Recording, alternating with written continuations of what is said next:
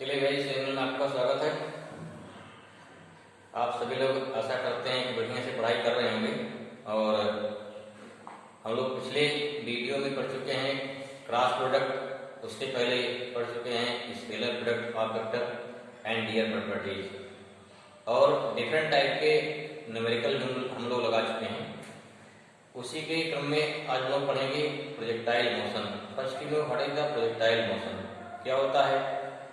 अगर मान लीजिए कोई भी पार्टिकल है या कोई भी ऑब्जेक्ट है, ठीक है, उसको हम क्या करें, अगर उसको स्पेस में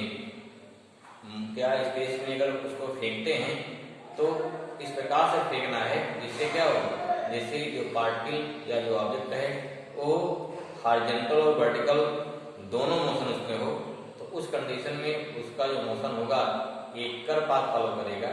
अगर वो कर्व पाथ फॉलो करेगा तो then that type of motion is known as projectile motion. वही यहाँ पढ़ना है, ठीक है। तो हमारा क्या हो जाएगा, this is the definition of projectile motion. How we define, when any object is moving in the space under the effect of gravity due to acceleration, then it follows curve path which is known as projectile motion. Okay, now what is the condition for projectile motion?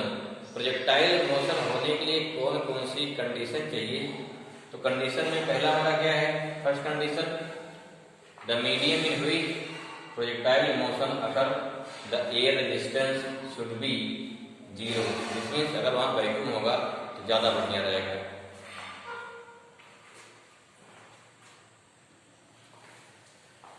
Second one क्या होगा, second हमारा होगा the place in which projectile motion occur the acceleration due to gravity should be constant. Means just we know, जैसे कि अगर ऊपर move कर रहे हैं तो जब अर्थ के सरफेस के ऊपर जाते हैं क्या होता है, तो उस कंडीशन पर अर्थ की ग्रेविटी जी की वैल्यू क्या होती है, कम होती है, घटती जाती है। लेकिन यहाँ क्या होना चाहिए कि ड्यूरिंग होल मोशन जो एक्सेलरेशन ड्यू टू ग्रेविटी है this should be constant. Okay, ठीक है भाई। तो this is the condition for projectile motion. अब देखिए जो हमारा प्रोजेक्टाइल मोशन होता है, प्रोजेक्टाइल मोशन दो टाइप का होता है। एक क्या है, when object is projected from the surface या from the surface of ground और एट द ग्राउंड सरफेस, ठीक है। सेकंड क्या है, अगर किसी हाइट पे हैं, अगर हाइट से वहां ऑब्जेक्ट को फेंक रहे हैं, ठीक है। जो हमारे सिलेबस में तो दो है कि we should object projected from the ground surface and second one object projected horizontally from any height. तो first we take when object is projected from the ground surface, then projectile motion कैसे होगा ये देखना है। साफ साफ उसमें क्या निकालना होता है, उसमें निकालना होता है equation of path. Second thing time of flight, third one range, next कितनी हाइट है, नेक्स्ट है वेलोसिटी ऑफ पार्टिकल और ऑब्जेक्ट एट एनी इंस्टेंट। तो नेक्स्ट फर्स्ट वन और फर्स्ट टॉपिक हो जाएगा आपका projectile motion. Projectile motion of object when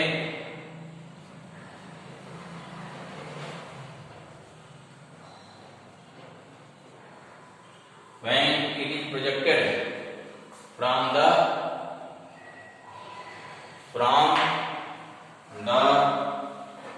ground surface, from the ground, ठीक है। फिगर देखिए कैसे बनेगा भाई, कि मान लीजिए ऑब्जेक्ट को इस बात फेंक रहे हैं, इसको इधर हो गया एक्स एक्सिस, इधर वाई एक्सिस, इस प्रकार से ऑब्जेक्ट को अपने थ्रू किया, जाके हो गया एक कर्व पाथ फॉलो करते हुए जाके जमीन गिरेगा। Let initial velocity of the particle v u X axis, this Y axis, and angle angular projection theta, therefore it has two component, इधर क्या हो जाएगा आपका ux, इधर क्या हो गया हमारा uy, ठीक है। यहाँ देखिए कितना हुआ ux, अगर यहाँ पे दिखा देंगे इसमें क्या हो गया ux, ये क्या हमारा हो गया uy कंपोनेंट हो गया। आफ्टर टाइम t मान लो ये पार्टिकल कहाँ पहुंच रहा है, यहाँ पहुंचा, यहाँ वेलोसिटी क्या हो जाएगा v, देन दिस v है टू कंपोनेंट, इधर हो गया vx और यहाँ क्या हो जाएगा vx, यहाँ हो जाएगा vy, क्या हो गया vx vy and this point मान लीजिए पॉइंट p हो गया, ठीक है। अगर पॉइंट p हो गया तो डिस्टेंस मान लीजिए कितना हो गया, इस कंडीशन पर डिस्टेंस में चलेगा ये डिस्टेंस मान लो चल गया कितना x, देखिए ध्यान से ये पॉइंट p हो गया, ये डिस्टेंस कितना हो गया, यहाँ पे ओरिजिन मान लो 2 हो गया, इधर डिस्टेंस हो गया x, यहाँ डिस्टेंस कितना हो गया y, ठीक है। तो यहाँ वेलोसिटी है two component ux and uy and u is the initial velocity, इसे कंपोनेंट हो जाएगा। After time t particle is at point p, जब यहाँ p पहुंचेगा यहाँ वेलोसिटी थोड़ा चेंज हो जाएगी ना, वेलोसिटी कितनी होगी हमारी, वेलोसिटी हो जाएगी v एंड दिस वेलोसिटी है two component vx and vy। Suppose that here angle कितना होगा, डायरेक्शन क्या हो जाएगा अल्फा, डायरेक्शन क्या होगा यहाँ पे अल्फा हो गया, ठीक। This is the angle at this point, ठीक है, अल्फा एंगल हो गया। चलिए भाई आगे यहाँ ड्राइव करना हमको, अल्फा एंगल हो जाएगा, अब आपको इसको ड्राइव करना, ठीक है। चलिए लिखते हैं आगे, क्या हो जाएगा हमारा, पहले हम क्या फाइंड करेंगे, equation of path, what is equation of path means हो गया कि during this motion what is the relation between x and y, x और y में जो रिलेशन आएगा उसे हम क्या बोलते हैं, उसे बोलेंगे इक्वेशन ऑफ पाथ, ठीक है। ये हमने क्या किया यहाँ एज्यूम किया है, पहले इसको एक्सप्लेन कर देंगे। Let any object projected from point O with initial velocity u and angle of projection theta, जिस एंगल से फेंकेंगे उसको ऑब्जेक्ट को हॉरिजॉन्टल से जिस एंगल से फेंकेंगे उसे बोलते हैं angle of projection, means angle thrown by object from the x axis is known as angle of projection, ठीक है। Now the component of initial velocity u और क्या हो जाएगा आपका ux, इधर क्या हो गया uy, that's why ux equal to u cos theta, uy equal to u sin theta,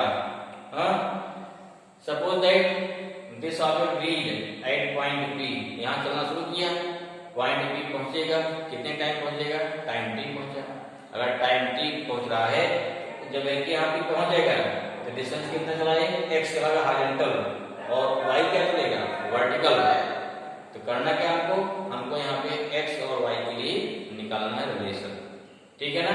तब क्या निकालेंगे, पहले निकालेंगे therefore horizontal distance travel by object, therefore the horizontal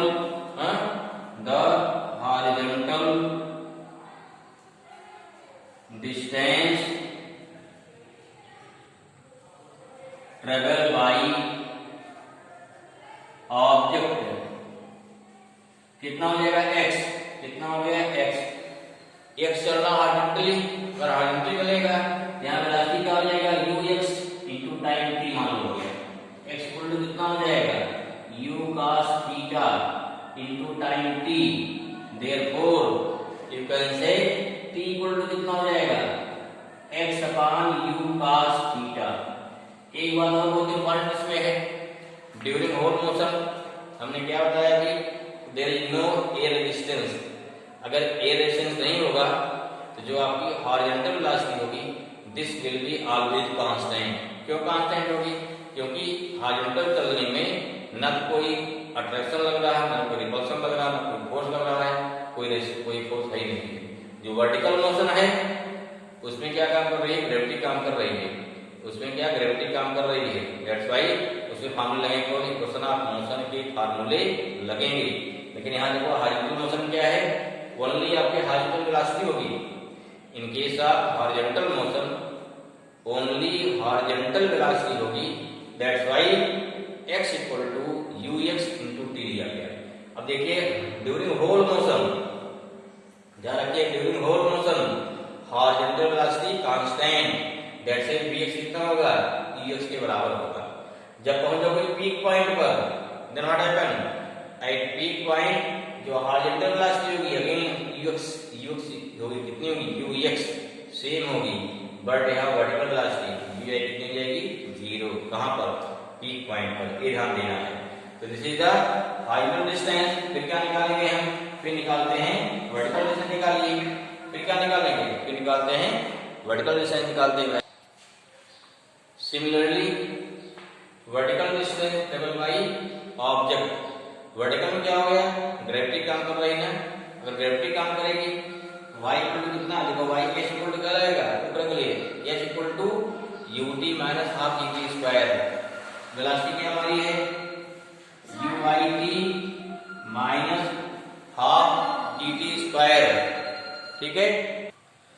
तो यहाँ कितना लगेगा इस बात से, y इक्वल टू ui कितना था अभी लिखे थे यहाँ पे, u sine theta into T minus half gt square. अब क्या करना है, इक्वेशन 1 से जो टी की वैल्यू आई है इस टी वैल्यू में आप पुट कर दीजिए। तो क्या from equation 1 putting value of T then we obtain, therefore putting value of T, the value of T from equation 1 क्या मिलेगा आपको, y equal to u sin theta, T कितना आया है, x upon u cos theta आया है, minus half G T आया है x upon u cos theta whole square. इसको सॉल्व कर लीजिए, एक बार क्या होगा, क्वेश्चन आप पास हो जाएगा। देखिए यहाँ से तो कैंसिल हो जाएगा, तो y इक्वल टू कितना आया, x tan theta minus G upon u square cos square theta equal to है, ठीक है ना, इंटू क्या हो जाएगा, इंटू हो जाएगा एक्स स्क्वायर, एक क्वेश्चन नंबर 2 हो गया। किस फॉर्म का है, which is in form of y equal to ax minus bx square, जो कि क्या है, पैराबोला है, which is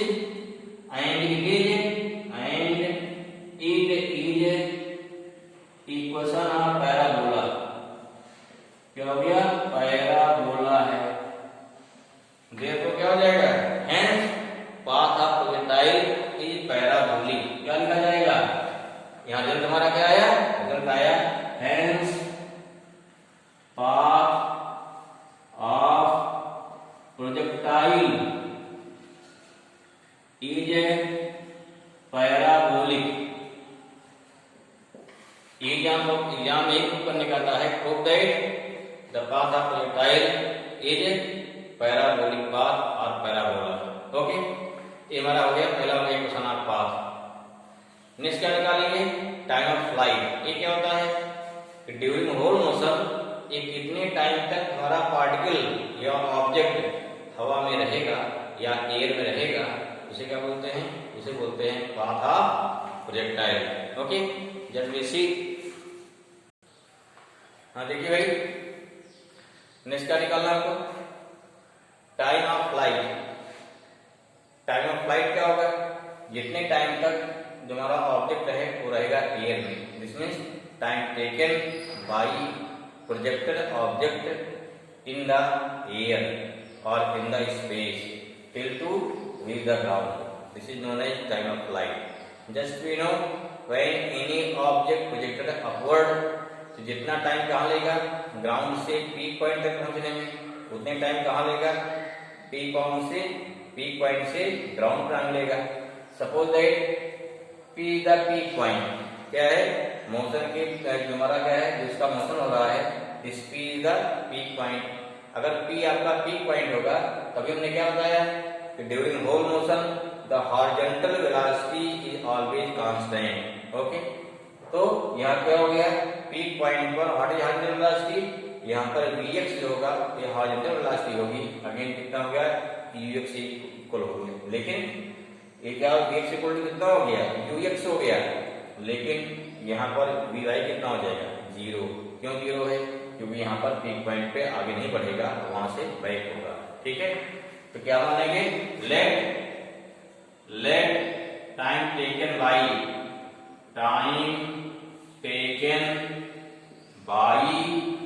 प्रोजेक्टेड ऑब्जेक्ट